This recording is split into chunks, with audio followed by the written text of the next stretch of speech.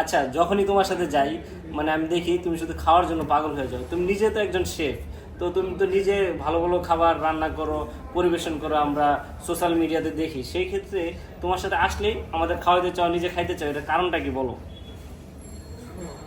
একটা ভালো শেফ হওয়ার জন্য প্রথম শর্তই হলো তোমাকে খেতে ভালোবাসতে হবে। হ্যাঁ, আমি তো খেতে ভালোবাসি। তো একটা মানুষ যদি খেতে ভালোবাসে তার পক্ষেই সবচেয়ে ভালো শেফ হওয়া সম্ভব। এটা তোমাকে বুঝতে হবে। আমি খেতে ভালোবাসি, এজন্য আমি একজন ভালো শেফ। ও, এটাই তাহলে রহস্য। আচ্ছা, যাই হোক, বুঝতে পারলাম আসলে আমাদের ফ্রেন্ড সে আসলেই খুব ভালো একজন শেফ।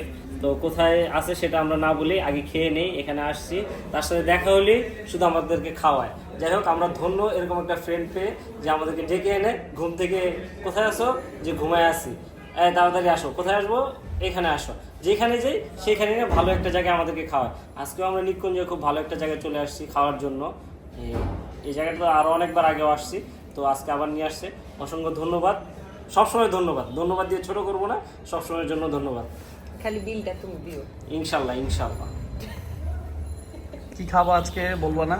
ও, আজকে খাচ্ছি হলো মিট বক্স আর ক্রিসপি উইংস, সাথে একটা পিৎজা আছে, আর ছোট্ট করে একটা রাইস বোল নিয়ে নিয়েছি।